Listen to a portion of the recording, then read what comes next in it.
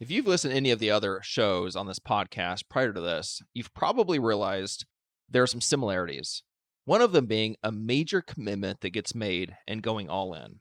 In this episode, our guest shares how his first attempt and business partnership failed and how he reset, restructured, and went all in on his marketing. If you haven't already, please leave a review and share this podcast with someone you think will get value from it. I'd also love to hear from you. Find me on Instagram at Mark Lane Education and let me know what you think of this podcast. Calling all real estate investors. Are you ready to get off the real estate income roller coaster and learn the proven lead generation strategies the experts are using to consistently generate profitable real estate deals? Then you're in the right place. This is More Leads, More Deals, More Profits with your host, Mark Lane. Let's get started.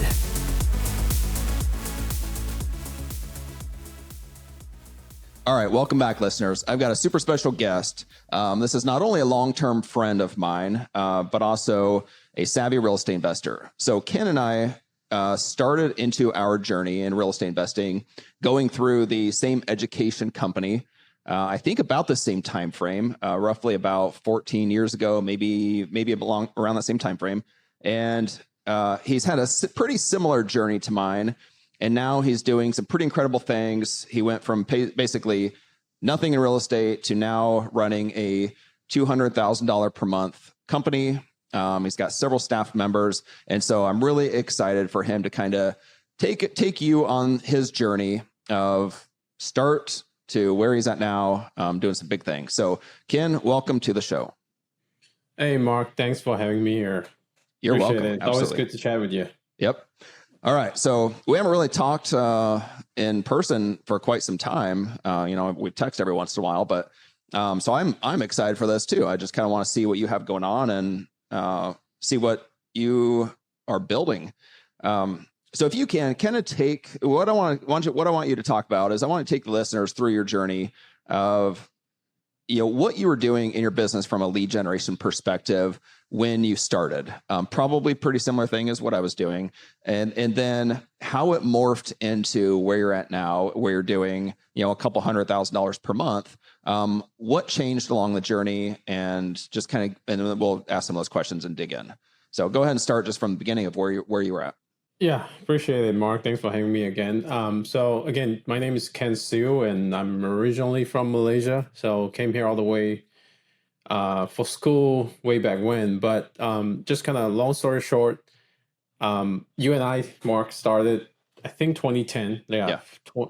I wasn't sure if you started the same year ago. as me, but I know I started 2010. Yeah, 2010, I want to say 2011. And we started signing up for the same program. And I initially had a partner. So my journey was kind of a little bit of a roller coaster in the beginning.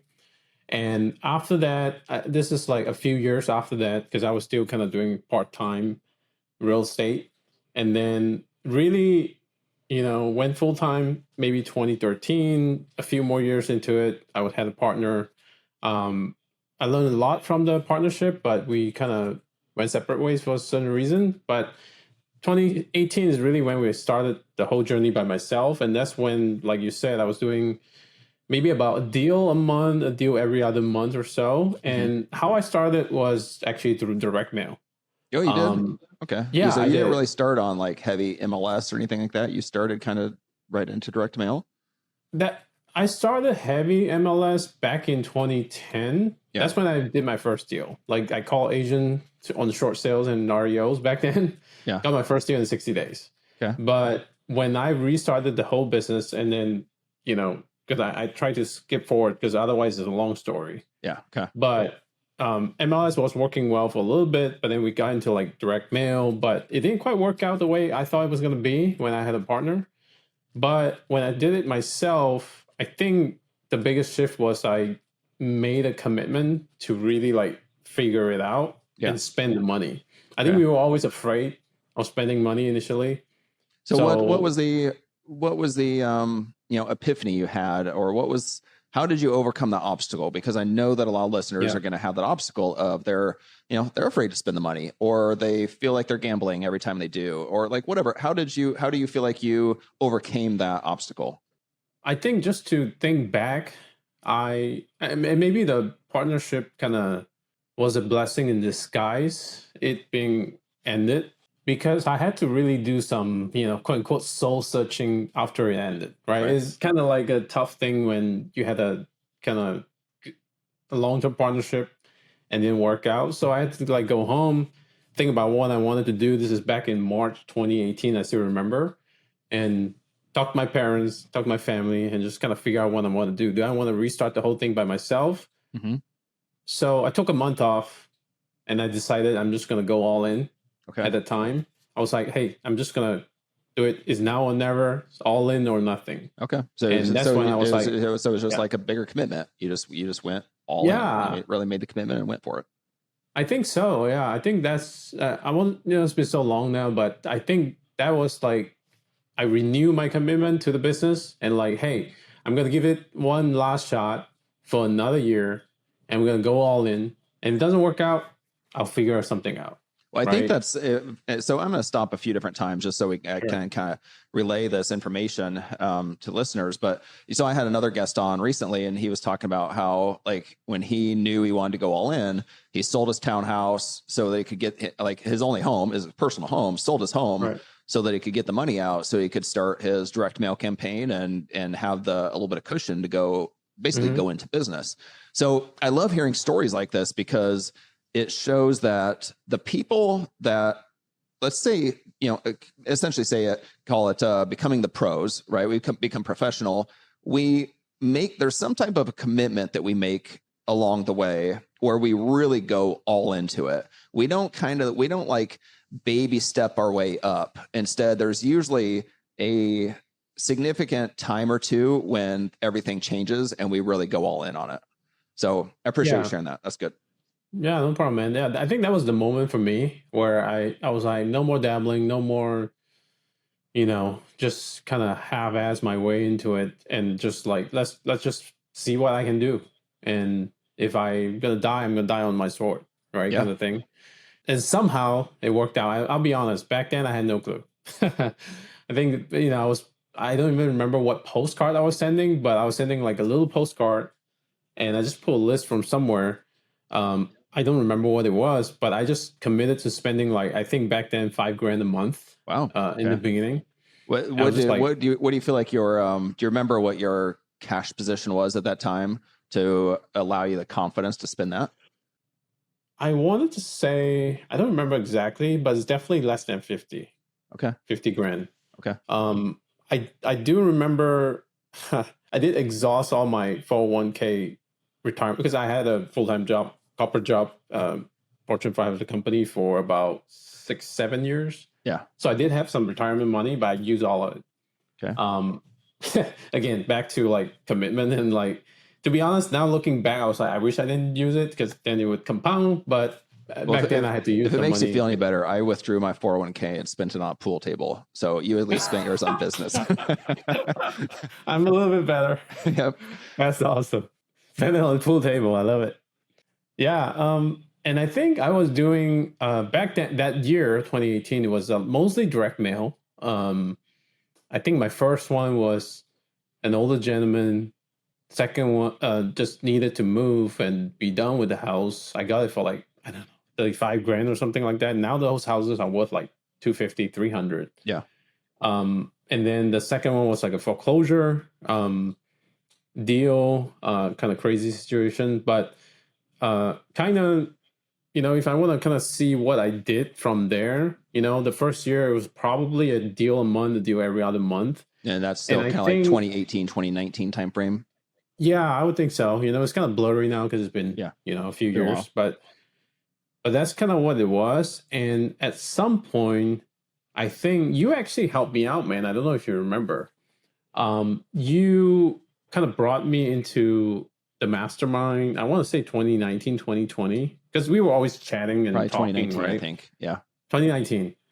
I wanted to grow at that time, but I didn't know what's the best way or the fastest way or the easier way, right? That's what I was thinking to get there. And that's when you introduced me to the mastermind. Yeah. And to be honest, like I'm grateful for that, man. Like I don't think I actually told you about it, but like grateful for you for bringing me into that space. Also grateful for, Jason's, mastermind as well to open up my mindset. It's like, oh, all these people just doing a ton of deals. I think that's when I shifted that's what I wanted, but it's when I'm like, oh, that's like 200 people doing the same thing. Let me try and grow and get to the next level. Yeah. So I think we can kind of position this as proximity, right? Like once you got proximity to people that were doing something bigger, suddenly you started doing something bigger.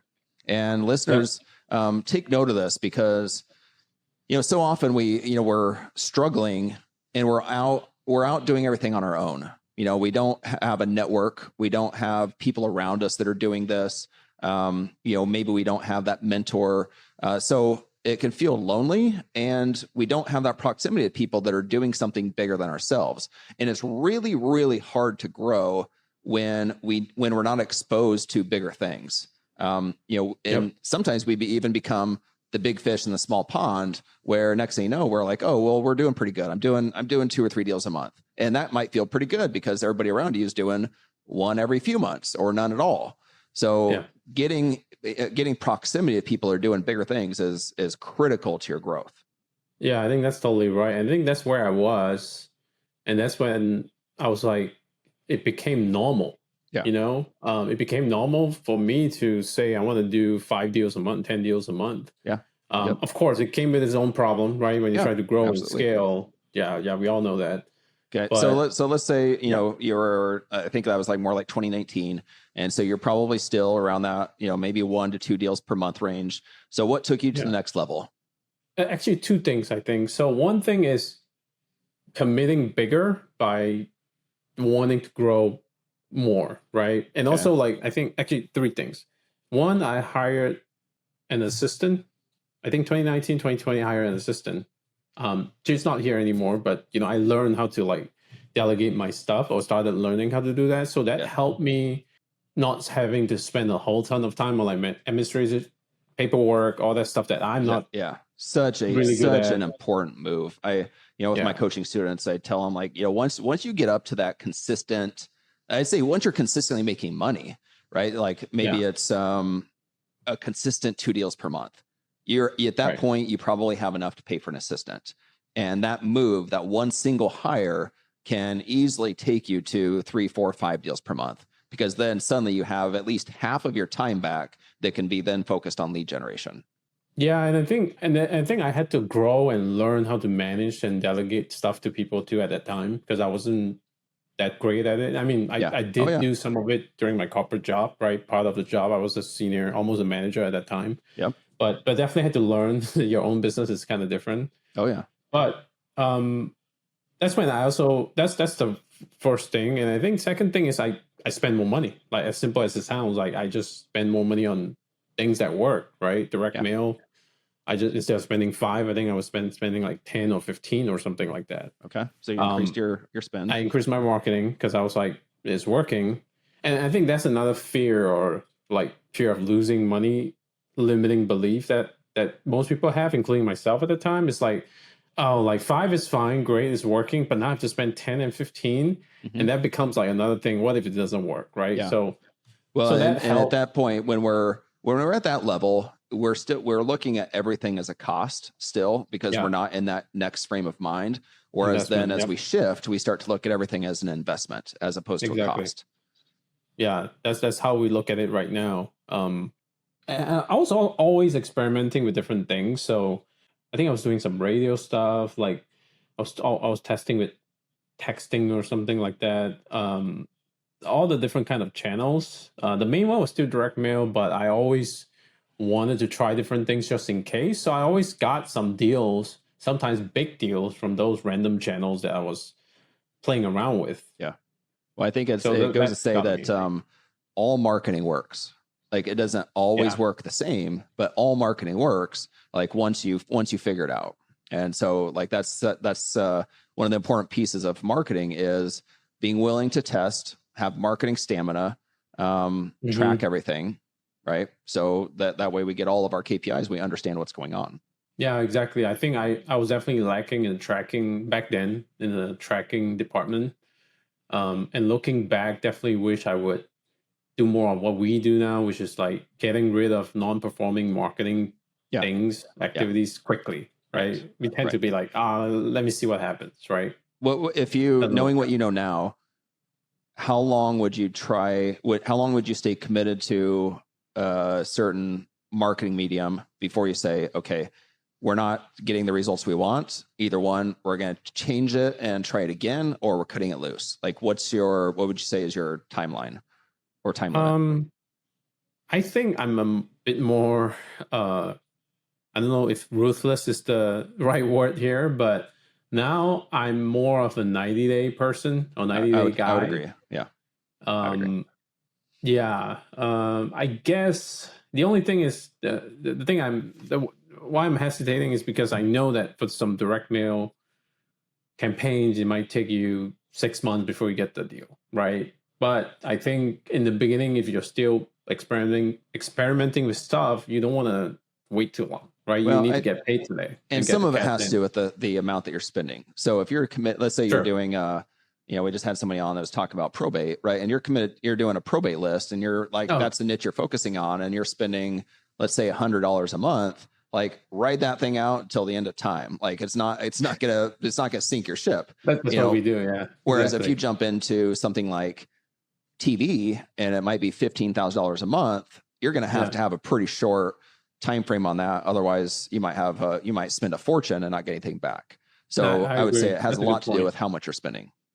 Exactly. How much you're spending. Also, like how much experience you have as well, right? Like now going back to things that I know, then I might give it a longer runway. But if I'm trying something new, I'm just giving it a short runway because, like, I don't know. Yeah, I don't know anything about it. I would agree. Yeah, I tried. Was it Valpak? I tried the Valpak last year, and it bombed. We got one How long deal. do you try Thankfully, for? at the very end of 6 months, we got one deal, and it probably paid for about half of the cost of marketing. So that was a loss. But Right. that was one of the requirements was a 6 month commitment, and I figure it's worth a test. But now we know that doesn't work, so never have to worry about it again.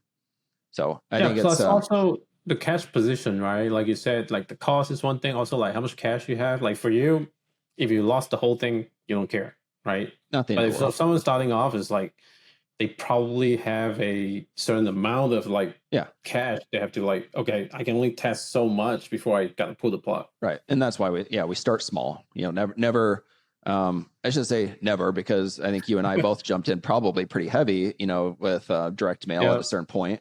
And thankfully it worked for us.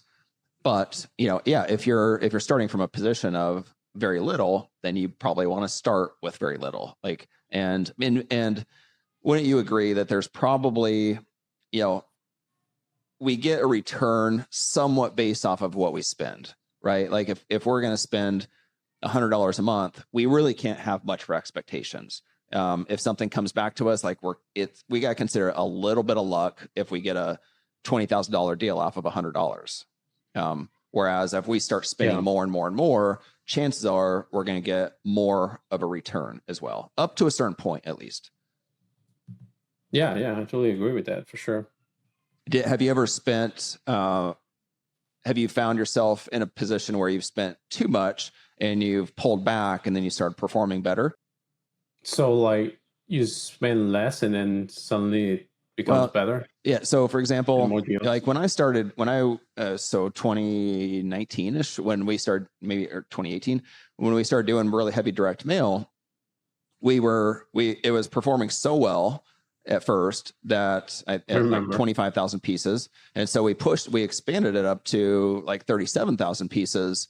I don't know, within 6 months, because I was doing so well. And then so at 25,000, it was performing at over 1,000% ROI consistently, very consistently. And then we went up to 37 and it dropped down into the 500 to 600% ROI.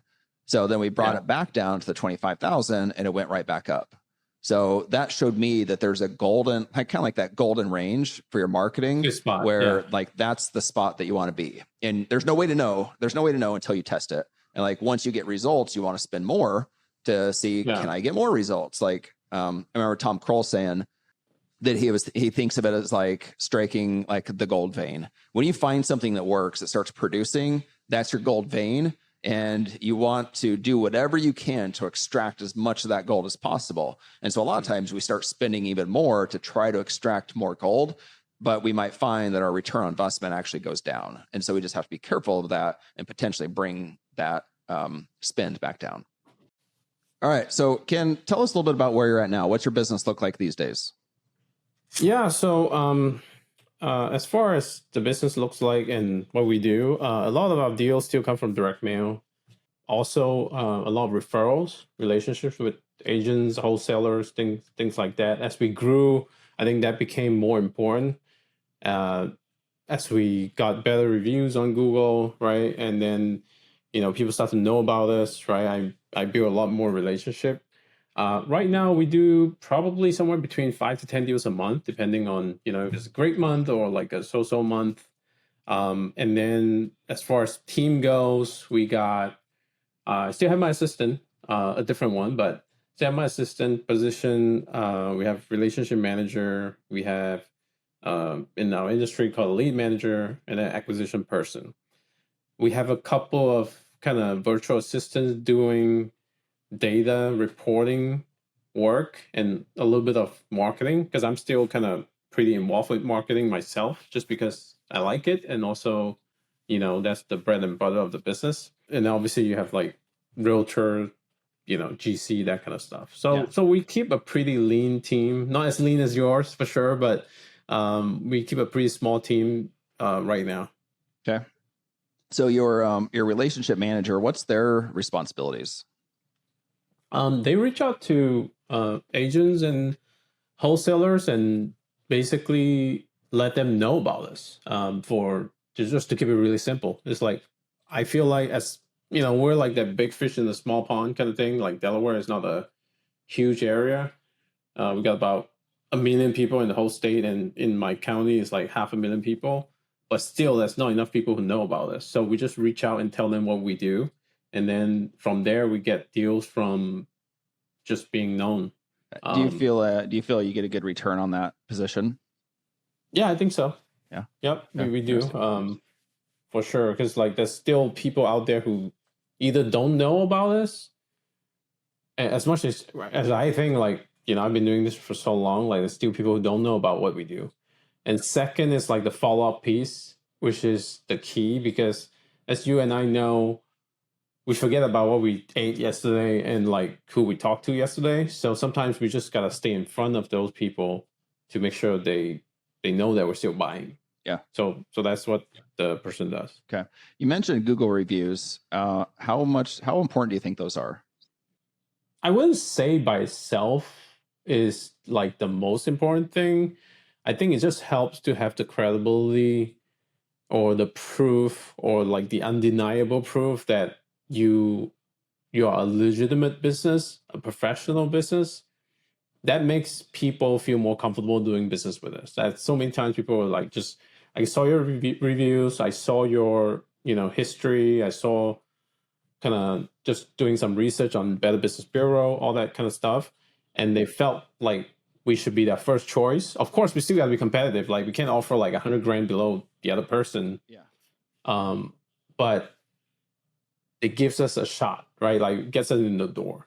Yeah, I kind of got to look at it like filling the gaps. There's all these different gaps we have in our business, and everybody probably has some.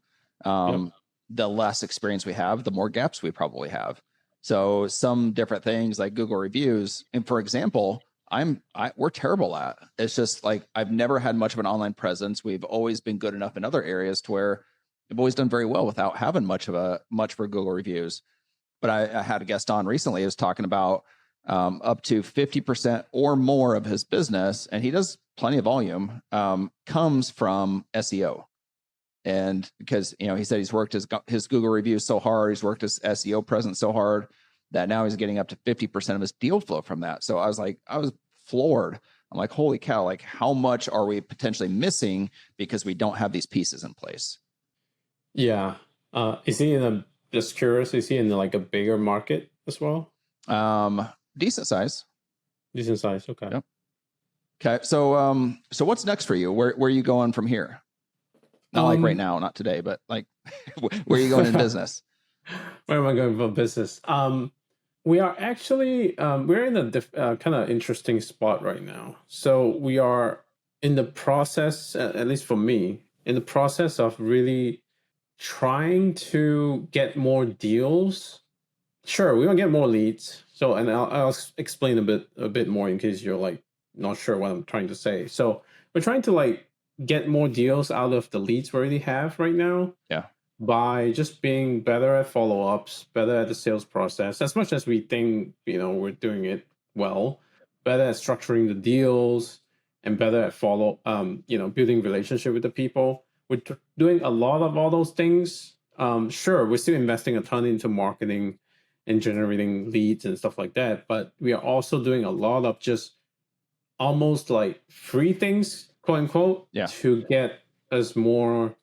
You're maximizing. You're in your maximizing stage. Yeah, so. I'm maximizing, exactly. So maximizing what we have for sure. Sure, we still want to. We can't stop the marketing machine, right? That's like oxygen.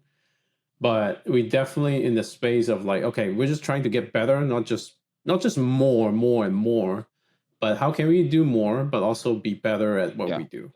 So well, that's kind of where we're at. Such an important topic because you might be relatively maxed out as far as your marketing spend for what your market can handle. Probably not quite, but I would say you're relatively close. There's probably a couple things you could do. Sure. But almost nobody is fully efficient on everything that they can be doing. So, if you look at what you're doing and you're at a $2 million plus per year business and you increase efficiency by 20%, I mean, that's a massive increase in profitability and it might not cost anything. The key is that's the profit. That's the bottom line. Yeah. Like it's not the revenue. Right. That's like, net profit that gets affected. So that goes straight to your bottom line that gets affected versus, and that might be worth what, depending on, what you're looking at, that might be worth $1 million in revenue. Yeah.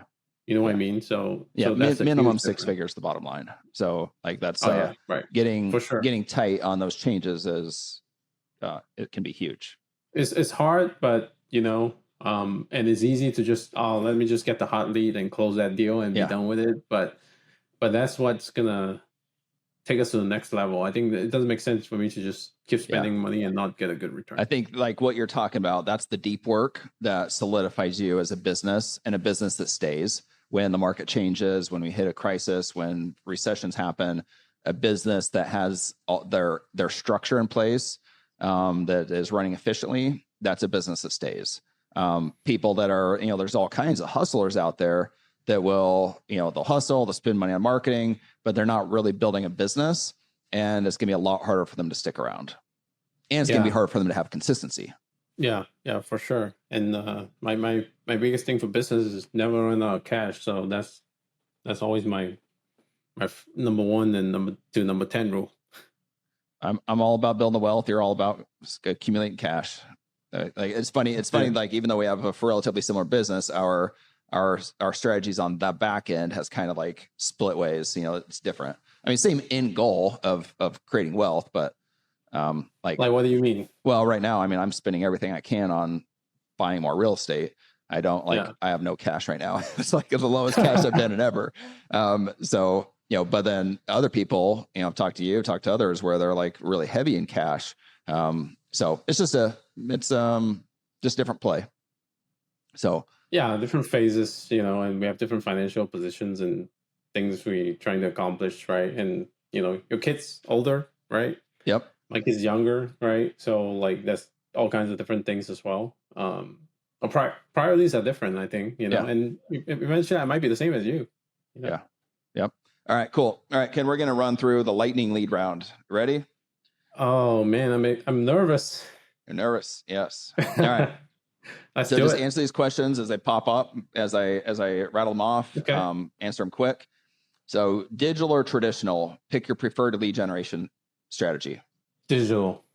Okay. Favorite tool. What's one lead generation tool you can't live or work without? God, that's a tough one. my CRM. I use Follow Up Boss. Like that's, I don't know if that's lead gen tool or not. Follow Up Boss. Okay. Best book. Which book on marketing or sales do you think every real estate investor should read? Marketing or sales only? Preferably. Okay. Because I'll give you another one while I think about the other one. So The Magic of Thinking Big is the one that got me started. That's the mindset one. It helps me to even get to like come to this country, right? Gave up all my family and friends and come here by myself. Number one metric. What's the top metric you track for your lead generation campaigns? ROI, return on investment. Yep. Quick win. What's one quick win our listeners can implement today for better lead generation? Depends on where you're at, but I would say most people don't make enough phone calls, whether it's to sellers or sphere of influence. Okay. Personal touch or automation? Which do you lean on more? Personal touch. Most overrated trend. What lead generation trend is currently overhyped? Probably pay per lead, I think. Okay. Underrated strategy. What lead generation strategy deserves more attention? I would say good old elbow grease, building relationship, networking with people. Yes, I would agree. In the industry. One big no-no. What's one lead generation mistake to avoid at all costs? Not tracking your results and your costs. Okay. Future bet. What's the next big thing in real estate investing lead generation? I think a lot of the AI stuff, I don't quite understand it myself, but I do feel like a lot of the AI related tech tool is going to be huge. I don't know if we're there yet, but at some point, I feel like that's going to be something that most people without question, it's going to play its part somehow. Yeah. Okay. Awesome. Ken, so thank you so much. Where can the listeners find you? Where can they look you up? Usually they just look for me on Facebook. Best way to get in touch with me. Okay, cool. Any final advice that you want to leave us before we part?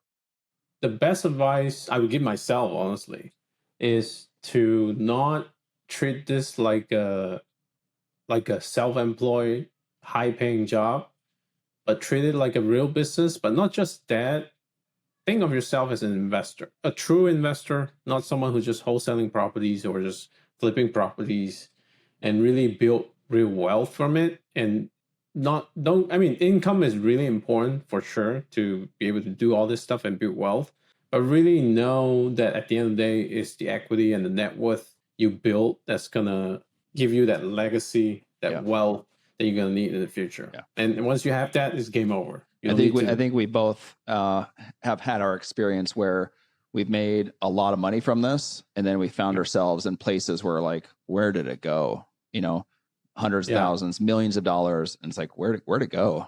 Of course, not necessarily there now, but I know I experienced that after my first 5 to maybe 7 years. I made well over $1 million in that time and had nothing to show for it because I was just hustle. I was just in hustle mode, and it was going out the door as fast as it was coming in. So it's really great advice. Yeah, that's what I would do. All right, awesome. Well, thanks for joining us, and we'll talk to you soon. Thanks for having me, man. Thanks. Take care. This episode is over, but we're not done here. For tons more actionable advice, be sure to subscribe to the podcast so you never miss an episode. Ready to get help from Mark directly? Visit marklaneeducation.com to schedule a consultation and kickstart your lead generation strategies right away. We'll see you next time on More Leads, More Deals, More Profits with Mark Lane.